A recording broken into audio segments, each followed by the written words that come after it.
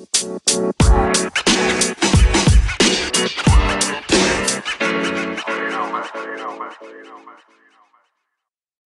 back to the Wingspan podcast, episode 22.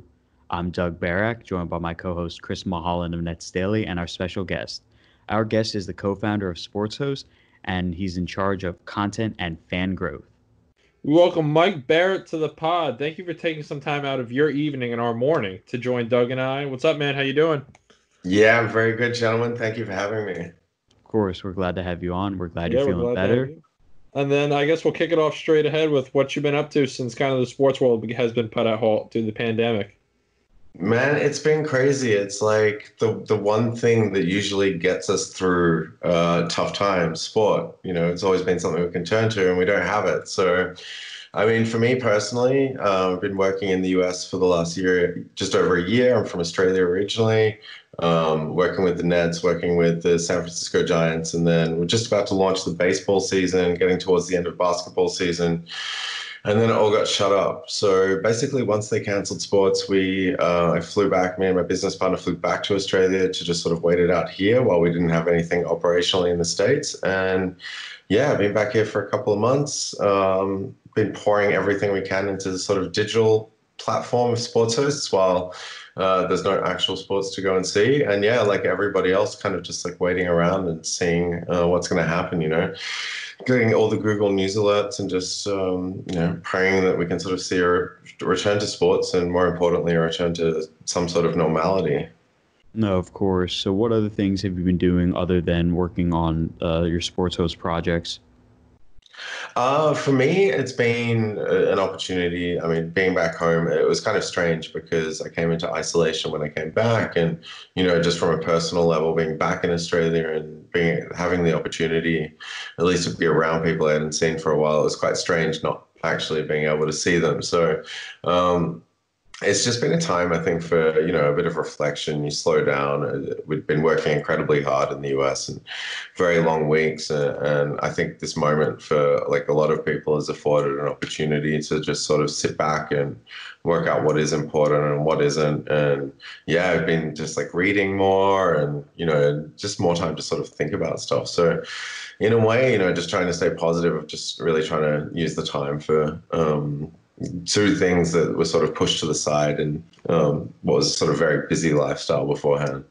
Yeah, of course.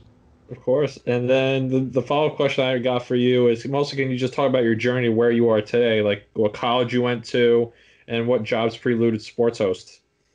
Yeah, absolutely. So I guess my journey to sports host, I wasn't, we're in the startup world and it's a tech platform, but that was never my background at all. My background was very much in the media, sports media, producing as a journalist, as a number of things. So I started in a newsroom when I was 18, straight out of high school, and ended up doing a couple of years of college, but didn't actually finish at Monash in Melbourne, and was sort of working alongside, like whilst I was studying. So I was very lucky in that regard. And in terms of media, and I'm not sure what it's like in the US, but the experience that you're able to get working in a place, even if it's like the lowest job, is invaluable when compared to a degree. So I was really lucky in that regard, and I sort of made my way up through a newsroom, and then with sport being my passion, worked my way into being able to sort of script and produce a couple of documentaries, or at least assist initially, and then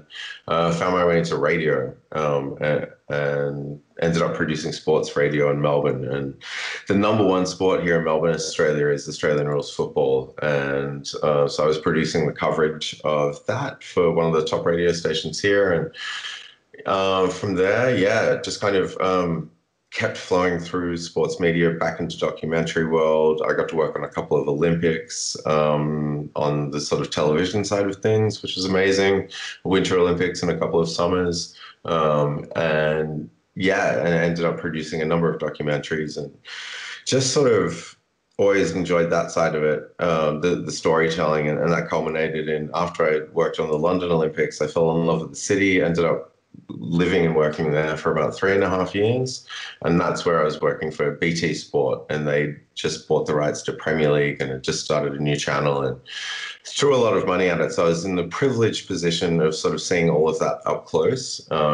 And working on a lot of chat shows. And yeah, so for me, it's always been the sort of narratives around sport more than just reporting on score lines and, in-game narrative. I've sort of attached myself more to, the stories and the people around it.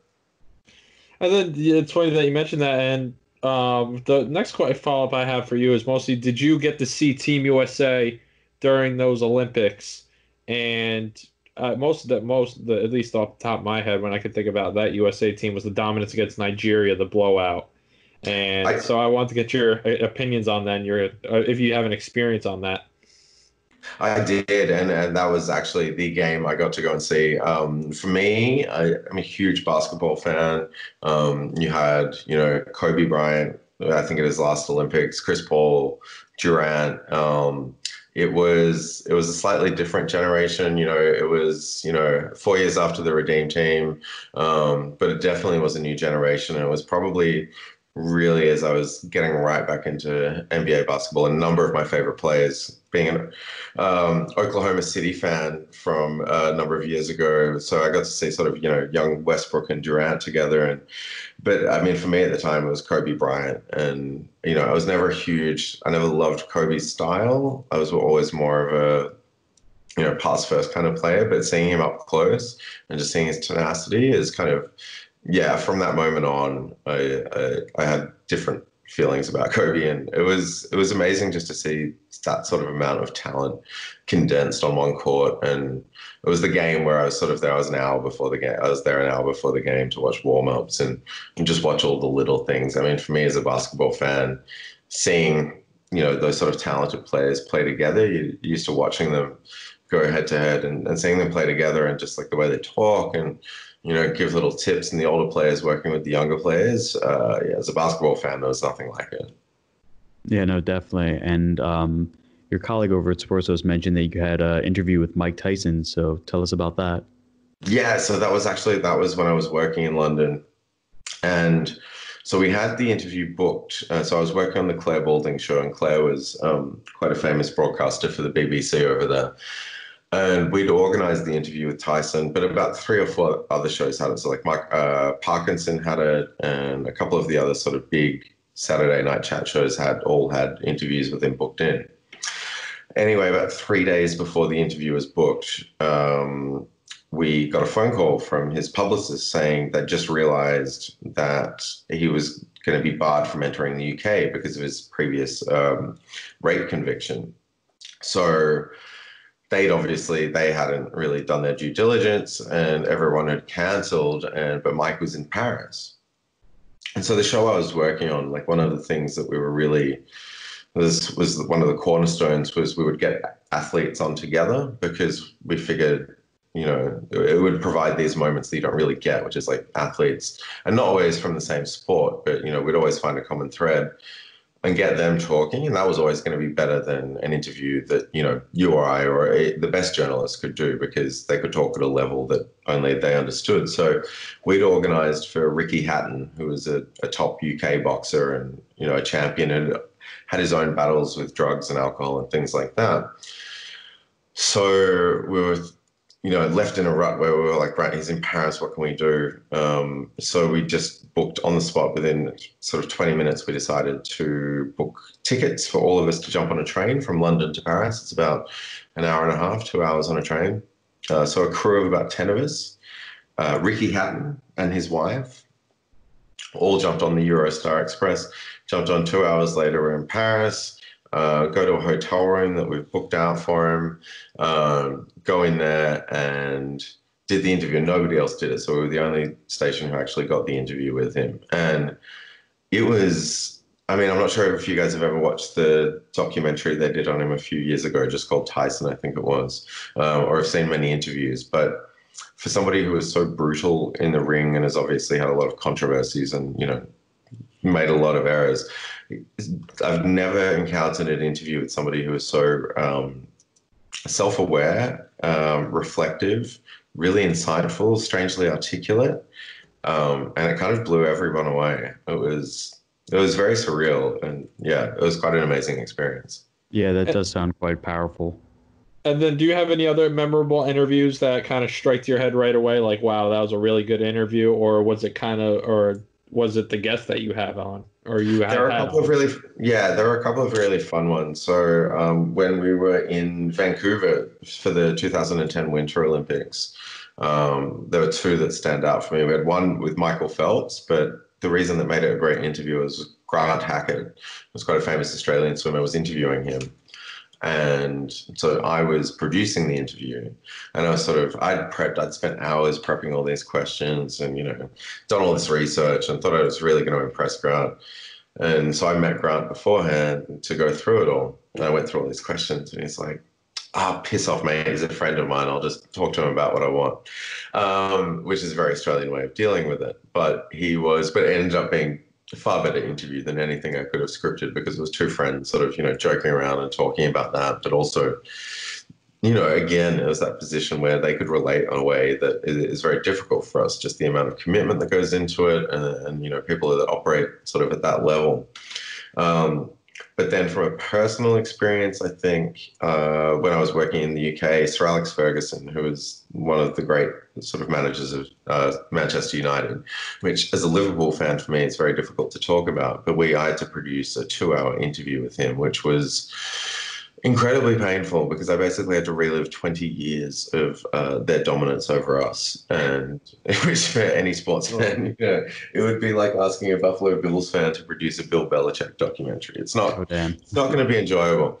But it was amazing, because it gave me an insight and sort of brought a humanity to a person who I would have much been happier to just sort of vilify and see as an absolute nightmare. So that was really powerful. But yeah, I mean, working in the media, it's afforded me a lot of opportunities to sort of come face to face with people who I've, definitely put on a pedestal and seen as real heroes. And meeting them is, it kind of brings it back, into perspective and focus that they're just humans as well. They've got their own fears, they've got their own hopes, they've got, their own stuff that they're dealing with. And yeah, I'm grateful for that perspective. Yeah, no, that sounds amazing. And was there ever a moment you felt starstruck? Um, Sir Alex Ferguson, I was definitely starstruck. I think the only other one was David Beckham. I produced an interview for him, and he just had like a presence. And it's hard to explain. I mean, I know he came over to the US and did a lot with the Galaxy, and he's got the Miami team now, but around the world, and in sort of particularly soccer playing countries, he was, yeah, he walked into a room and just, it was real sort of gravitas about it. It was, yeah, hard to explain. Yeah, that's crazy. I know I could relate to that feeling a little bit too. I could relate to it when Kevin Durant was at media day, and the first time he kind of took the podium, all the media and even the players in the background were just looking at him, like waiting for him to say. So I could relate to that feeling of, especially when that it's kind of that energy that once it goes in the room and that guy's in the room, it's mostly like, wow, like you, it's not like you don't know how to react, but you also know like, wow, like something special is really going to happen here, or it's like one of those type of things. But Absolutely, and I think just watching the Last Dance, the documentary, that was such a great reminder of Jordan's ability to do that. and Oh, what for was your sure. opinions on The Last Dance? I wanted to get your opinions on, especially as someone that grew up outside the country and everything.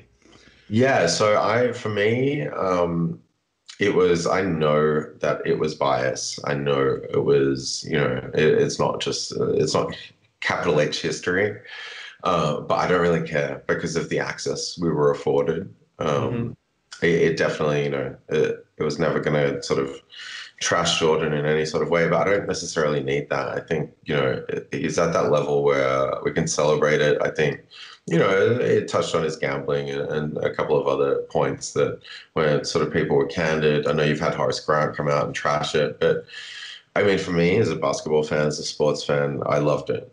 And whether you want to call it a straight documentary or somewhere in between, which is probably where I see it, to have that access to see that footage, like seeing Phil Jackson, introducing like Buddhist Zen philosophy into like training sessions and even the stuff that is essentially a lot of the tactics Jordan used were bullying. But I also think having those sort of flaws on display for me at least humanized him in a way that I was growing up at the time. I was like in my sort of mid-teens by the time he won his second three-peat, and that was probably the peak of my basketball passion early on. It was Jordan. He was a global movement, and that swept to Australia where I was. But you always saw him as this sort of almost superhuman. And because of that, it was kind of hard to relate. So I think bringing out those flaws and the stuff with his dad and his parents and the gambling and the humanizing of it, and just also revealing the lifestyle that he had to live, which was essentially isolated between hotel rooms and basketball courts, was like, they're not the details you focus on when you think about what it must be like being the greatest basketballer ever. And I think it's a really good thing to sort of bring that back into focus and be reminded of that. But just also his just sheer determination was like nothing else. Yeah, no, it was powerful. You don't have to be that much of a sports fan to even enjoy it at that level.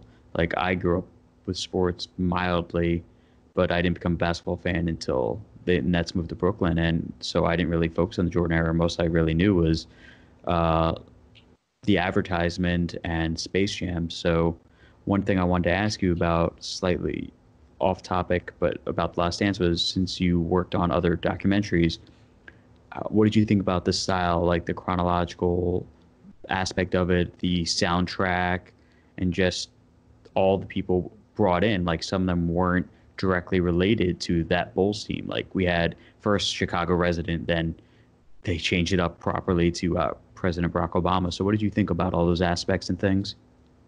Yeah, look, I think with that, when you look, there's the cynical way of looking at it of saying, well, you've got 10 episodes to fill, so it's not all just going to be about Jordan. But I also think one of the most important things you need to do as a filmmaker, whether it's documentary or whatever, is provide context. So I really enjoyed, and I know there's been some criticisms here and there on the internet, as there always will be, but I really enjoyed the side stories and the little rabbit holes we got to go down to. And I think that really culminated in those last episodes, particularly around Steve Kerr and his father. Now, like, Steve Kerr's father has not that much to do with Jordan and those winning teams, but it was an incredibly powerful moment. And I think that, I think I particularly like that and the way they wove that in, particularly leading up to Kerr's big shot from the year before. And I thought it was actually some really masterful storytelling in the way they wove it in. There were things that you could say weren't, essential to the story. But I think in what they were trying to paint and giving that broader context, particularly for people who didn't grow up with that, or who didn't know, or maybe, only knew Dennis Rodman as the guy with crazy hair, or only knew Scottie Pippen as the sidekick. Learning about Scottie Pippen and the family he came out with, and the motivations behind that, signing that sort of deal that in hindsight looked crazy, and you're like, why would you sign a 7-year deal? But, when you've got 10 brothers and sisters and you've come from that sort of background, you're going to want to get security. So for me, I enjoyed all of those little indulgences. I enjoyed all of the little sidetrack bits. I sort of reveled in it, and I'm not sure, it's like, it's when you have a meal and you're starving and it might not be that great, but at the time it tastes really good. I think without sport, having that as like a weekly thing to look forward to, maybe if we'd watched that and we had all these other things on, I wouldn't be so enamored with it, but I really was. And I can understand that. Yeah. Mm-hmm. Oh, most definitely. And then one question I know all the listeners, they commonly refer me when I ask this type of question, because I'm very big on it, is the idea of mentorship and mentors. So I want to dive into your kind of side of it and ask you if you've had any mentors, and if you've had, who are some of your biggest mentors and what have they have taught you in the field? Yeah, absolutely. So I guess early on, not so much, but a couple of the sort of key ones I've had were both on-air personalities. So I was sort of I was a producer for. So I was always very happy being in the background and being a producer. And I got a real kick out of that, of sort of making it happen and being the invisible hand, I guess, and working really hard on what went to where. But the aim always was that if, as a producer, if you're doing your job really well, nobody knows you exist in terms of who's watching or consuming the content. And I worked with, there were a couple, so like Eddie Maguire, who is a broadcaster here in Australia, owner of a football team, one of our Australian football teams here, and quite a sort of, I guess, divisive figure in that he's a broadcaster who also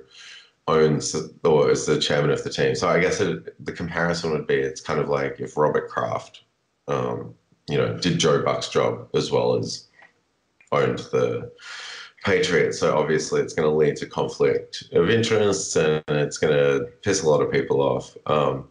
But for me, he took me under his wing early and appreciated that, I never wanted to. A lot of producers who I sort of came up with, they all really had eyes for just being on-air talent, and they saw that as the way to do it, whereas I never really wanted that. And I made that quite clear. And so he really took me under his wing. And I guess the most important things were being able to, he taught me, particularly if you're working in sports, in sports media, you're going to be dealing with a lot of ex-players, and not necessarily their fault, but they've spent their time with clubs and leagues and what have you, where they're given a sort of inflated sense of self-importance. Their egos are stroked, all of these things. So as a producer producing them, you're going to have to deal with that. And being able to sort of separate your own ego and whatever things you're bringing to a situation and, putting that to the side so you can get the best out of people and not take things personally and not, compromise things just because you might get upset with the way somebody's talking to you or whatever it is was one of the most, and being able to separate yourself from that. And that definitely went beyond sort of those jobs specifically. But yeah, for me, that was sort of one of the key lessons. And then always just being prepared. I mean, the thing that I loved about radio, even though it didn't take necessarily, you didn't need to think about pitches and all these sorts of things, the thing I loved about it most was that it was always live. So if you stuff something up, that's fine. You've got the next minute to do something better. And working off that live, there's an intensity and an energy to that I really enjoyed. And once you sort of let go of this idea of always being able to sort of craft the perfect segment and just trying things and trying different things, and some of them would work and some of them wouldn't, it freed me up to try different things. And I definitely made mistakes, but I think we got a lot better content out of it as well, just by having that freedom to sort of try things. So yeah, I mean, mentors have been really important for me. I was lucky in that I got into the media world at a young age, so I always sort of sought them out, and I've been lucky to have a few over my time, particularly in media. And then in the last couple of years, moving into the startup world, it's just a whole different world. And again, I've tried to sort of seek that out. But really, I mean, my co-founder, Darren Walls, has been a real mentor to me in that sort of business space. And because, yeah, I was definitely green coming into it from that side. Yeah, no, that's great to hear. So jumping back a little bit to things we've discussed lightly. So when did you begin watching sports, and what was your first memory of that sport? Yeah, so growing up in Australia, as I mentioned, Australian football was very big, but really, I was, I think, 5 or 6 years old when my family moved to Hong Kong. And that's the sort of age where you're really sort of starting to get into sports. And I got there, and everyone sort of, the kids I was at school with said, what team do you go for? And I said, Essendon, which is an Australian team. And nobody knew what the hell I was talking about. And they're like, no, we're talking about this game, soccer. So I said, okay, well, who's winning? Liverpool. Okay, I'll go for them. That was the last year that we won the league. But so it's been a 30-year curse for me plus. But I remember watching. So in Hong Kong, you would get the replays on a Sunday, and they just do the sort of wrap-ups on a Sunday afternoon, but I'd sit there fixated to it in my, knockoff Liverpool jersey that was bought for $5 Hong Kong in a back laneway somewhere. But yeah, from there I was sort of hooked to that. And then the other sport that I sort of became hooked with at the time was American football, because a lot of our friends in Hong Kong were American, and they would do Super Bowl Monday, as it was. It was always a Monday morning over there. And I saw the Denver Broncos lose 2 Super Bowls, 2 of 3 we lost in the 80s. But that was my team. I was hooked from there. I loved Elway. And yeah, so somehow I ended up supporting the team I saw lose a lot. It was either going to be the Broncos or the Bills. So I think it ended up okay. But yeah, for me, it was always just a way of connecting with people. We moved around a lot as a kid, and playing sports or being able to talk about sports was just a really easy way to sort of make new friends and be able to talk to people. And that's been true ever since. But, for me, whenever I've traveled, whether it's soccer, basketball, whatever, it's always a really easy way to sort of meet people and make friends. And then when was your first season that you watched the NBA? Do you remember what year that was? Yeah, so it's funny. Like as a kid, I definitely watched it. I grew up with Magic, like towards the sort of tail end of his career, and I remember the day I found out he was HIV positive. I was at an age where I thought that meant he was just going to die really soon, and I was incredibly upset.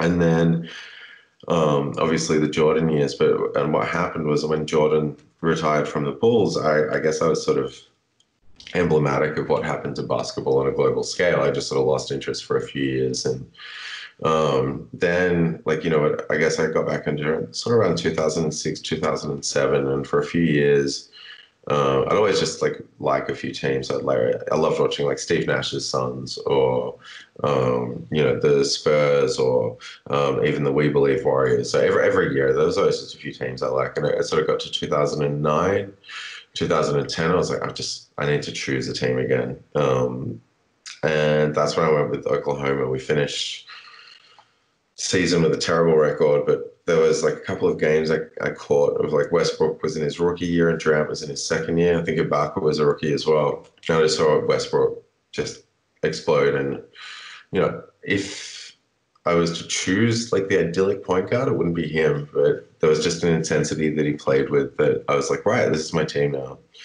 And after the 2012 finals, I thought, great, we're going to be making finals every year for the next decade. It's going to be better. And then the Harden trade, and then, the rest is obviously history. But for me, I just love watching basketball. When I think of the 2014 Spurs team and the way they move the ball, almost like a Barcelona soccer team, or even the league itself. I think it's so progressive. I think when you look at sort of the player empowerment era, gets a lot of flack at times, but I think overall it's an incredibly positive thing. And you look at the sort of the role models and the leaders that you find in basketball is it's exemplary, and for me, and purely just from an aesthetic level as well, just watching it, it's just, yeah, I think it's supreme athletes, and yet still so much relies on them playing together. And when it's played beautifully as a team, there's nothing like it. So yeah, I'm hooked. I'm an absolute addict, and I'm really missing this season. Yeah, I think all of us are. We need it back, and as soon, it's going to be coming back soon. It's going to be coming back very soon. But one question I do want to ask you, I do want to get your opinion on this as well, since you are an Australian native. What NBA player is kind of the face of Australia back at home? This podcast episode is brought to you by Anchor. Anchor is an app that allows podcast producers to record and create original content. It is free to record and create a podcast, giving producers the ability to easily edit their material off their phone or computer. Anchor allows producers and talent to make money off their work with no minimum listenership. Anchor will distribute your podcast for you on platforms such as Apple Podcasts, Spotify, and many more. To get started, Anchor app or go to anchor.fm. Anchor for Doug and I has been great and allows us to bring unique, creative, and opinionated content to listeners of the Wingspan podcast. That's an interesting one because, I mean, given he was number one pick and he's been an all-star and he still might not be able to make threes, but Ben Simmons is obviously probably our most talented product. I guess the thing, if you want to talk about him representing Australian basketball, he's never played on an Australian team. He's, he's still very much Australian and he speaks, when he speaks about Indigenous issues and things like that, it's incredibly important. And so I'm certainly not saying that, but for me, it's someone like Patty Mills, who, has played for Australia at a number of Olympics. He's won a ring with the Spurs. He's not a starter. He's never been a starter, but he's the work he does in the community back here, and he really does sort of represent, I think that sort of Australian spirit where he wasn't a number one draft pick or even a first round draft pick, but he found such a great role there with the Spurs. Hits big threes. I mean, he was lightning quick back in the day. He's probably lost a step or two, but for me as an Australian basketball fan, then I do need to think about the sort of the national team as well. And yeah, he really embodies that. But I mean, you've also got somebody like Joe Ingles, who, if you just looked at Joe Ingles and you told me he was like in the NBA, Flanderson. Literally, like he's he's not about. He doesn't look like a basketballer at all until you give a guy, a ball in his hand and watch Joe Ingles defend him, and they're like, okay, yeah, or see the rate he shoots threes at. So he's like, yeah, I feel like he's just like a universal everyman who somehow stumbled onto a basketball court. And yeah, so, but for me, it's Patty Mills. But, we love Ben Simmons, and I do want to see him succeed. I just don't think that fit him and Embiid as the two best players in a team. You couldn't ask for a worse fit, in my opinion. Yeah. And then one thing I also want to ask you as well is that, well, mostly Australia in recent years has become a destination for potential after high school players pursuing another route to the league as their end goal. And you've seen it with LaMelo Ball this year, RJ Hampton, another name. Do you think, as someone who's kind of been in that step of the NBA and the NBL, I want to kind of get your opinion on the quality of the NBL? Do you think that that's like an excellent path for players to go to if they do not want to pursue the G League route or the college route? Yeah, it's interesting, and I think you've seen the NBA react to that this year, and the contracts that they've sort of created. Can't remember the specific term for it, for that sort of like gap in the G League where they're able to offer them probably a little bit more money. I think, at that sort of point, the NCAA is sort of being put in a position where they're going to have to make some changes, and I think that overall is absolutely a positive thing. I think if you look at LaMelo, he obviously had a good experience out here. He's now bought the team that he played for, or at least a significant share of it. And if you're looking at that age, I think, what are you trying to get that you're not going to get in college? And coming out to a sort of foreign country on the other side of the world, maybe that holds you in better stead for those long road trips, or going off, getting drafted by a team that's on the other side of the country that you grew up from, or things like that. So I definitely think there's a lot of personal growth there. Look, in terms of the quality of the league here, there's still a bit to go. It was only restarted a few years ago. It went through a real sort of slump. So having these players come out will definitely improve the quality of the league, but that also needs to come from an organic level and having better Australian players. But that is reflected by the popularity of the sport. And I think basketball is really at an all-time high back in Australia. Like I said, we went through the Jordan boom, and then it definitely dropped off. And I think, in the last decade or so, with the rise of this sort of the new superstar league led by LeBron, the popularity is insane. Fun fact for you, NBA League Pass, the number 2 country of downloads of NBA League Pass in the world is Australia, and yet we have a population of 22 million. So that gives you an idea of how popular it is here, and that popularity will breed, more players coming through at the school level and choosing to play basketball as opposed to other sports, and from there, the sort of, the boats rise together. That's amazing. That's amazing. That's amazing. And then let's get to the real news. So, me and Doug recently partnered with SportsHost to help launch your new sports social media networking app. But before we get to that, we would love you to kind of just talk to our listeners and let them know more about SportsHost and how you bring passionate sports fans from around the world as a co-founder with them. Yeah, absolutely. So when we had sports to go to, our mission was always sort of born of this idea that sport is this like one place that can bring people together. So that, in a world where, without going sort of deeply into politics, we live in a pretty divided world, no matter what side you sit on. And we always thought that sports was this place where you can sort of leave all that sort of baggage at the door and just enjoy it with somebody else. And that was really it's a platform that's allowed people to break boundaries before. So whether you look at athletes, such as Jesse Owens or Muhammad Ali or things like that, or just within the fans and people being able to come together and heal through sports, that was where the idea was born from. And I know that sort of sounds idealistic and what have you, but that's what really underpinned it. At the core level, it was about just connecting new people to go and see games together. And Doug was one of our sort of early adopters and hosts for the Nets. And, I'm sure he can sort of speak on this from that end. For me, it was all about being able to sort of facilitate new experiences. And I experienced it before Darren came to me with the idea of, I had the pleasure of going to Anfield and seeing a Liverpool game and just being taken in by Liverpool fans in the pub beforehand because I knew what I was talking about. And it's really it was all about sort of formalizing that, allowing people to connect from different places through shared passions. And this idea that the things that, connect us are actually more important than the things that divide us. So for that, that's sort of essentially what SportsHost is trying to do.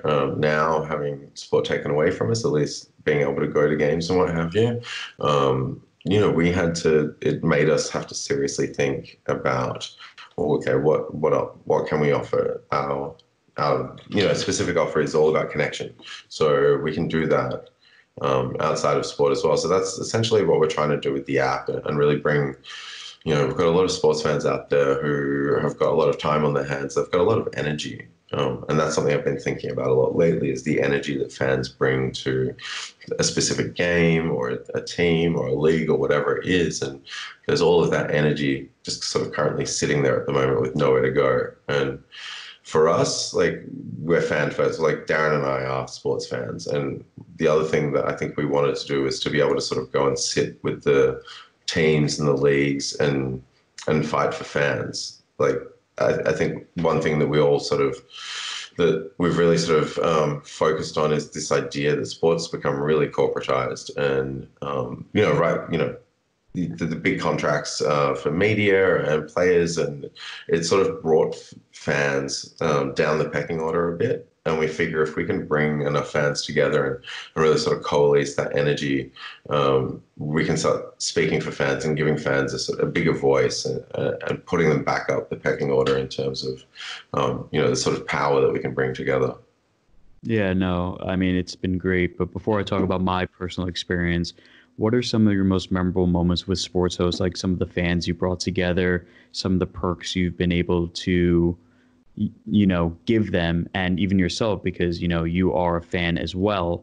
So what are some of those big instances? Because I know with the San Francisco Giants you've had some amazing opportunities, and with some other teams, so just talk a little bit about those. Yeah, I mean, for me, I got to truly experience it when I moved to San Francisco. So, as I mentioned, I'm a big basketball fan. I know football. Baseball, I knew nothing about. I knew a little bit, but not much. And I'd never been to San Francisco before. And I moved there because we were working with the Giants. So one of the first things I committed to was being hosted myself a number of times. I think I went to the first 10 games I went to, I was hosted by local fans. And for me, that was the purest form of experiencing SportsHost for me, because if I'd gone to a basketball game or a football game, I absolutely, would have been shown around and I would have been taken to places that I didn't know of. But in terms of experiencing the game itself, I would have known as much as the guy next to me, most likely. So learning a new sport, and particularly baseball, which has got so many intricacies to it, and there's so much space in between it, so there's so much room for conversation and time to really engage with people and meet new people.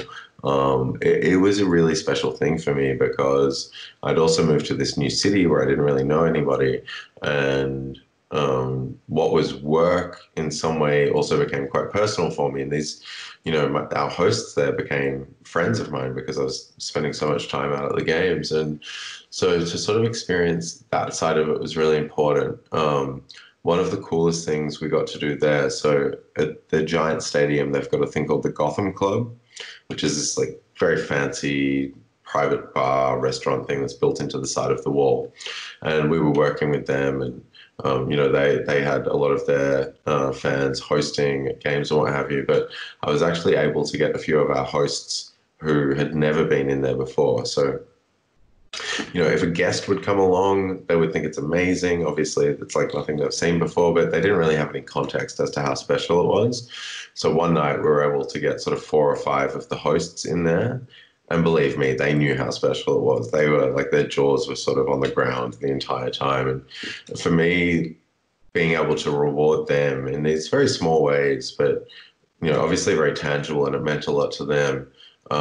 That for me was the most special thing, because our business is built on fans, and without fans wanting to share their passion with other people, we don't have a business. So anyway, everything that we fight for when we're talking to teams or leagues or when we're having discussions amongst ourselves is how can we create better experiences for fans, and how can we, leverage what we're doing with the teams. And a lot of this stuff teams are just sitting on, whether it's being able to go out onto the field before a game for batting practice or whatever it is. These are things that teams have sitting there, and they're normally just giving them to like VIP clients and sponsors who are paying, millions of dollars a year.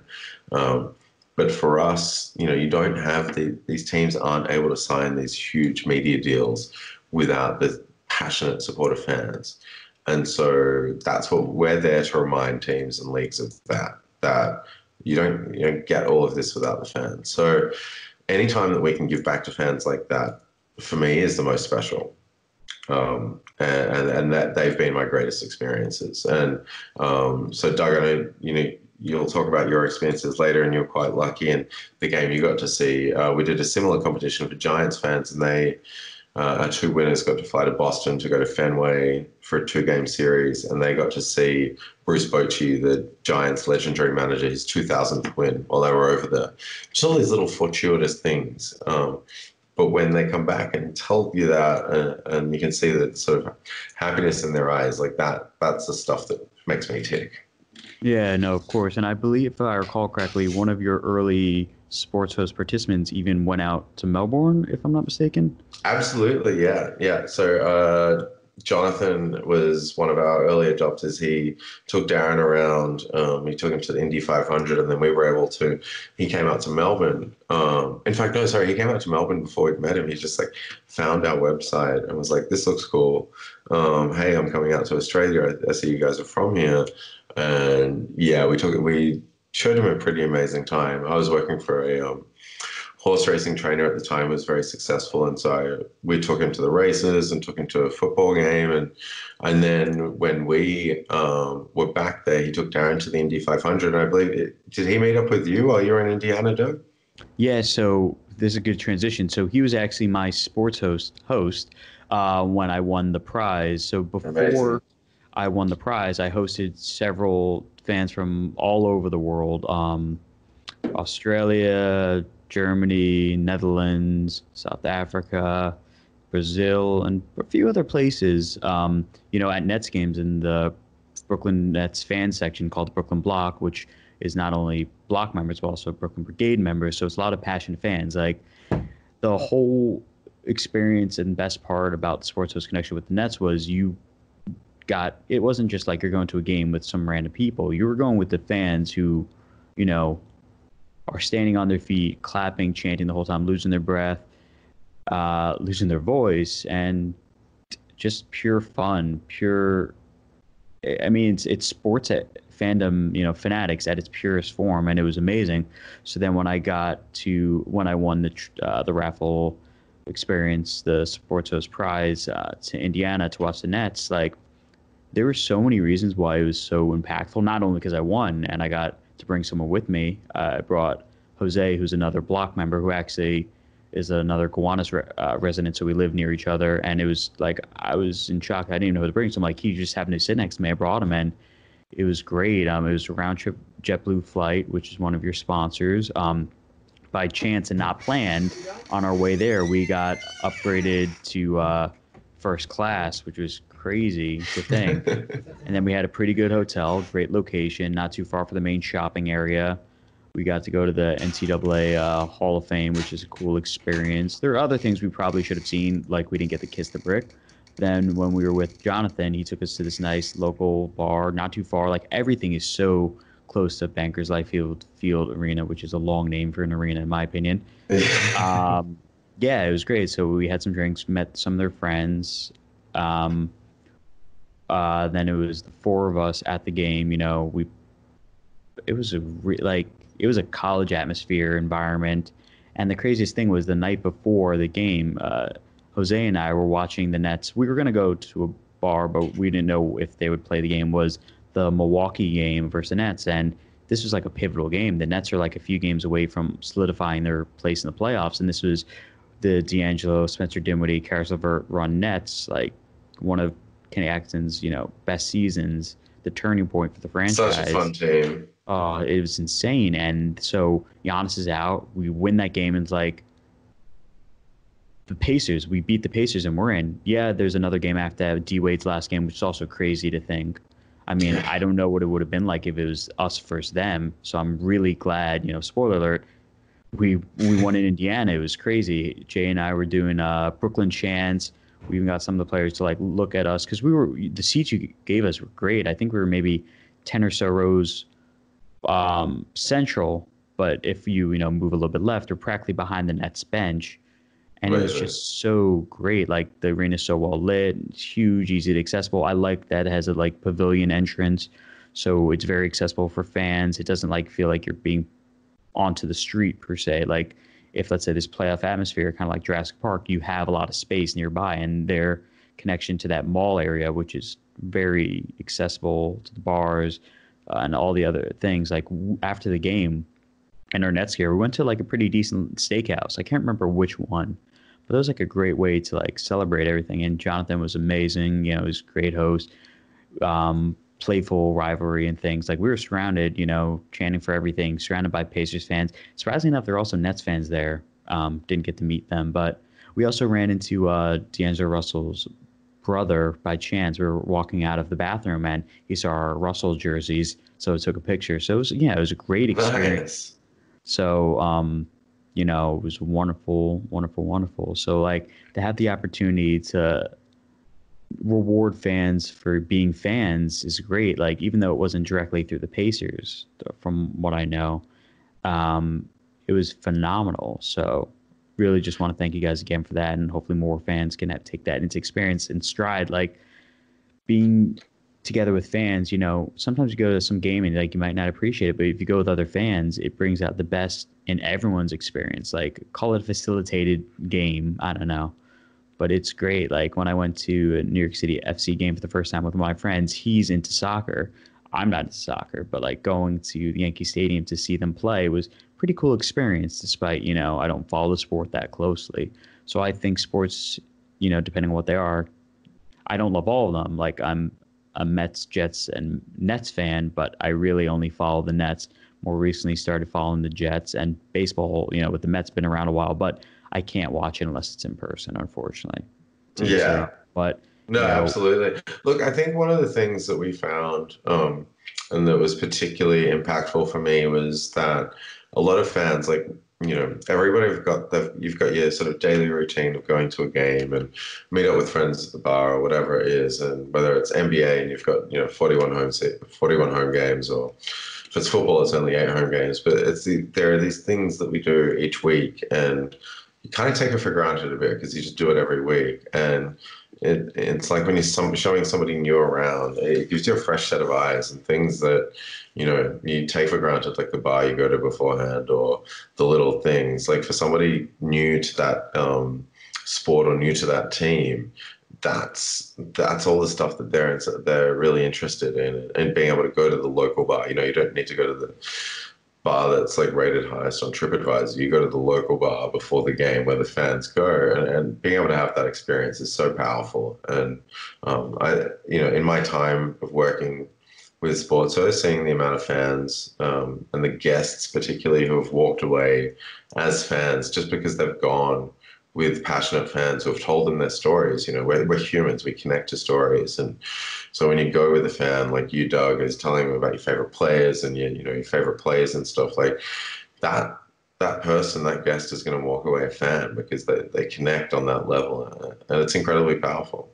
Yeah, no, I completely agree. Like there was such a difference. Like I've been to other Nets games abroad, but not that far, like MSG, and I've been to Wells Fargo 76ers, and it's just such a different experience. Like each one of them. The difference, with the Nets ones, most of the time I went with groups. Some when I didn't, I went for like Philly cheesesteak. Not, I went to the very generic. I didn't go to I went to the more TripAdvisor type place. But it's such like and going to MSG is not too different because it's just across the river. So the unique fan experience is different. But going with groups or just being introduced to someone else's own team, even though you're rooting against their team, is just such a powerful experience. Like you've woken me up. Like this is my coffee for the morning. Like I was exhausted before we started this recording, but this is what sports means to us. Like, and then to have a place where you get to grow with the app, get to meet other fans from other teams, and help build the app. And then when sports resumes, and hopefully sooner than later, safety, of course, the number one priority, fans are back to games, like to have that opportunity again. Like I will never have the confidence to host someone at a Jets or Mets game, but when it comes to the Nets, most of the time you'll find me yes. Yeah, almost all the times. Like it's very rare unless I'm with like my dad or some other thing like where the focus is them. Why not? It's like sign me up. No, that's amazing, and we've appreciated that support and that sort of just welcoming. And it's really been interesting for the Brigade and the block because it's a very passionate group, and in ways you could think that if I was just I've brought guests along where I thought because it is quite anything like that where it's like tribal and it's built around passion, it can be sometimes insular. But the minute guests are introduced, and whether it's Bobby introducing them or whatever it is, and it's been these guys they're either Nets fans or they're just new in town and they want to know about it. Like seeing how welcoming that group has been amazing. And the only comparison I have for the Brigade and the block is soccer fans. Like you're not going to a Nets game with the block expecting to just have a sort of chilled evening. You're on your feet. The only time you're allowed to sit down is, during timeouts. You're chanting, you're clapping. It's energy. Yeah. And then I got to ask you as well, kind of just sort of to cap it off, what are your thoughts on kind of sports as a whole returning during this pandemic? Well, I think Doug touched on it best when he said, safety has to come above anything else. I understand there's, leagues and teams doing everything they can to bring sports back, and that's their responsibility to do that. There's due diligence that obviously needs to go ahead. We're seeing a lot of sort of creativity. I think what you'll find is it's happened here in Australia and it's happening in America as well, is that a lot of leagues are using this as an opportunity to sort of tinker with things in ways that they just couldn't before because of, public backlash and things like that. So there's probably going to be a lot of things that are brought in sort of under the cloak of this that they're going to trial and see what works. I think you need to get to a point where I think one of the bad optics you'll have is if, one of the things about bringing sports back is the amount of testing that's needed. And so, if you're in a position where you've got residents of a specific state or a city or what have you that can't get access to testing while athletes are getting tested, 3-4 times a week, whatever it may be. There's going to be bad optics around that. But I also think that sport is something that, by having it there, it's a focal point, it's a distraction. I believe it was called the opiate of the masses at some point. But it is, it's this thing that does have a sort of solidifying effect. So there's probably a balance there. But I mean, I'm desperate to see it. I want to see the NBA season resumed. I need to see the end of the English Premier League season resumed so I can actually see Liverpool win a league in my lifetime. But it can't be at the expense of safety and the public health. So I think the other thing you're going to find is that, for some players, they might not want to come back. And, there needs to be a certain amount of respect for that decision because, what we're playing with here is more important than sports. And while we all want to see sports return, people don't feel comfortable playing or don't feel comfortable sort of participating in a way that they're being asked to, then I think that needs to be respected as well. Definitely.